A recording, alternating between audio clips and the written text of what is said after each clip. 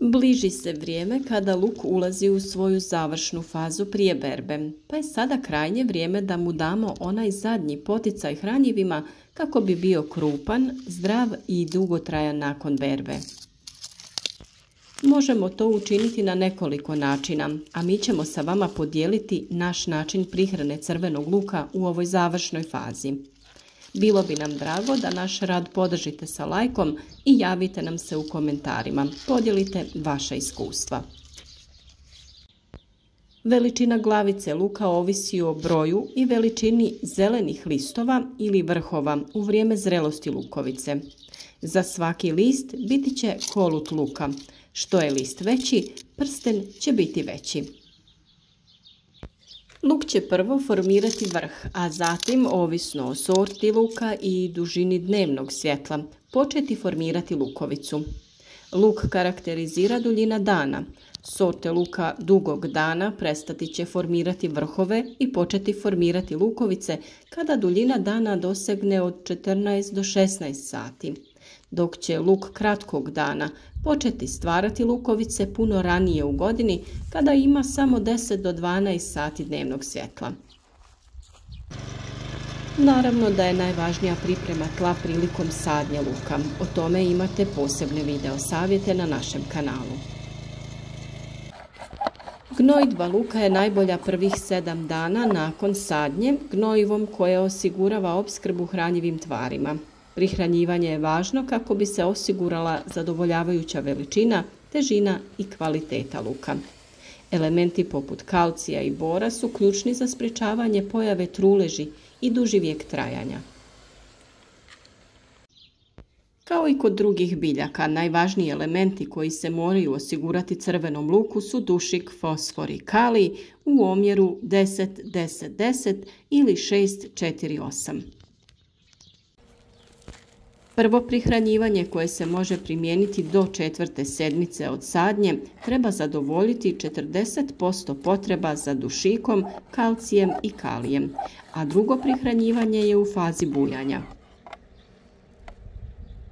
Mineralnu gnojidbu za uzgoj luka uvijek treba uskladiti sa zalihama hranjiva u tlu, te određene količine hranjiva, osobito dušika, dodavati ovisno o potrebama za istim u određenoj fazi razvoja luka.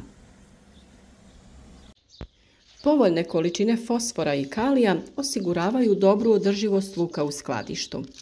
Kako bi urod luka bio visokog prinosa i kvalitete, potrebno je vršiti folijarnu prihranu, to jest prskanje preko lista. Crveni luk ulazi u završnu fazu razvoja, te je od iznimne važnosti vršiti upravo folijarnu prihranu, odnosno tu gnojidbu preko lišća. Posljednju fazu razvoja obično prati suša, te biljka ne može usvajati dovoljno hranjiva iz tla, odnosno smanjen je unos mikro i makroelemenata. Problem nastaje jer luk nema razgranat korijenov sustav, te si ne može priskrbiti dovoljno mineralnog gnojiva. Prilikom uzgoja luka treba obratiti pozornost na prihranu. U periodu formiranja lukovice i kada vladaju visoke temperature, luk se mora folijarno prihraniti i sa kalcijem. Kalcij možete pripremiti sami tako što ćete ga pripremiti od ljuski jaja i sirćeta. Link za video o pripremi ćemo staviti u opisu ovog videa. Naravno, možete i pronaći različita granulirana hranjiva koja se otapaju u vodi i prskaju po biljkama, kao i tekuća hranjiva koja se također primjenjuju folijarno. Prihrana različitim kristalonskim hranjivima može varirati ovisno o tipu tla, pH vrijednosti tla, osnovnoj gnojidbi, hibridu ili sorti, te načinu uzgoja i drugim faktorima. Ono sa čim ne možete pogriješiti jeste rastvor od pepela. Najvažnija stvar jeste to da je taj pepeo nastao isključivo sagorijevanjem drveta. Ne preporučuje se pepeo uglja niti peleta jer taj pepeo sadrži različite primjese koje nisu pogodne za prihranu biljaka. Također pepeo je bitno procijediti ukoliko se koristi za folijarnu prihranu biljaka kako ne bi oštetili prskalicu. Ukoliko ćete sa rastvorom zalijevati vaše biljke, onda nije potrebno procijediti. Na 1 litru vode dodajemo 100 grama pepela, te ostavimo da stoji sat do 2 vremena. Nakon toga to razredimo sa 9 litara vode, tako da ukupno dobijemo 10 litara otopine. Mi smo ovu količinu duplo smanjili prilikom pripreme jer nam nije bilo potrebno više, a vi količinu prilagodite vašim potrebama. Sa ovom otopinom možete zaliti vaše biljke, a preporučljivo je da zemlja bude lagano natopljena prije toga, kako bi se hranjiva bolje rastvorila u zemlji.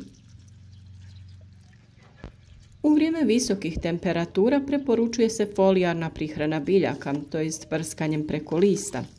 To se radi rano ujutro ili predvečer pred zalazak sunca, kako biljke ne bi oštetili ako ih prskamo kada je jako sunce.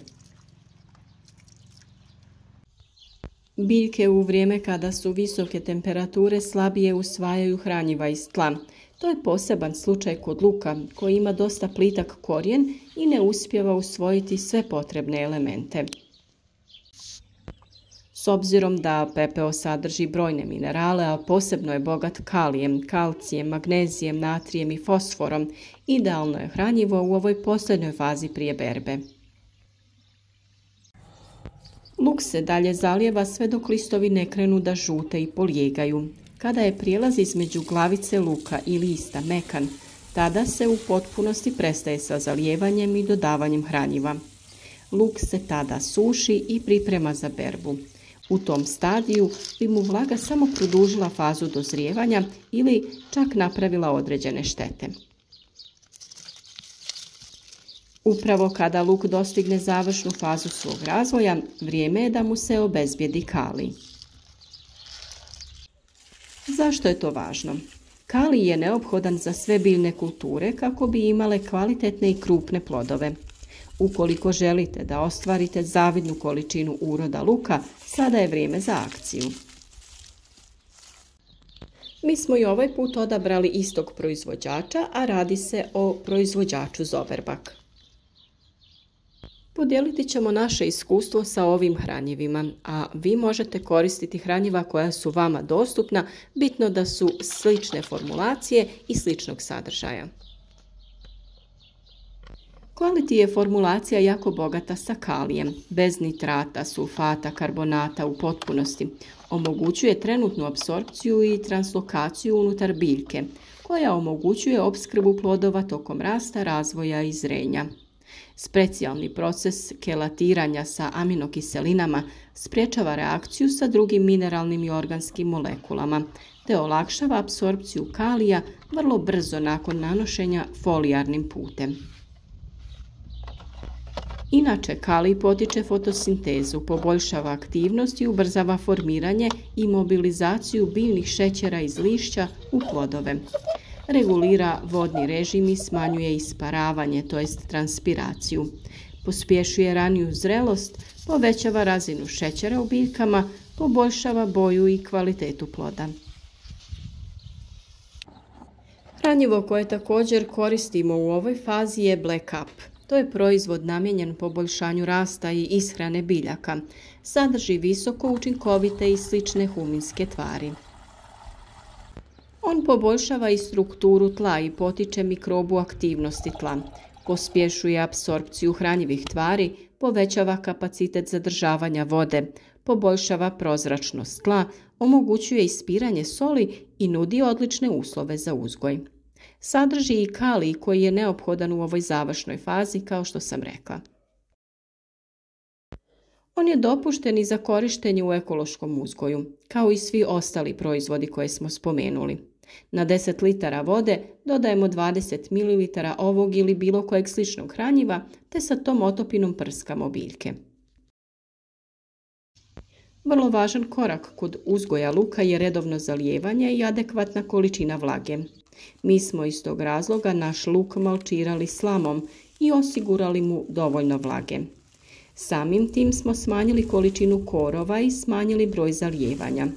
Ispod malča vlaga se duže zadržava, pa je zalijevanje neophodno tek nakon 3 dana, a kada su visoke dnevne temperature i nema padavina. Video o malčiranju imate već na našem kanalu, a narednih dana biti će i video o temi berbe luka, kada je vrijeme za berbu i kako pravilno skladištiti luk nakon berbe da bi ostao zdrav i kvalitetan. Nadamo se da će ovi savjeti biti od pomoći kako bi uzgoj luka bio uspješan i ove sezone.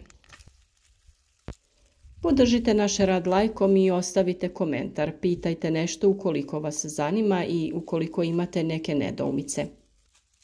Naravno, ostanite s nama i u narednom periodu kako bi pratili sve pravilne korake i sve odradili na vrijeme kako bi imali uspješan uzgoj biljaka i naravno kvalitetnu berbu.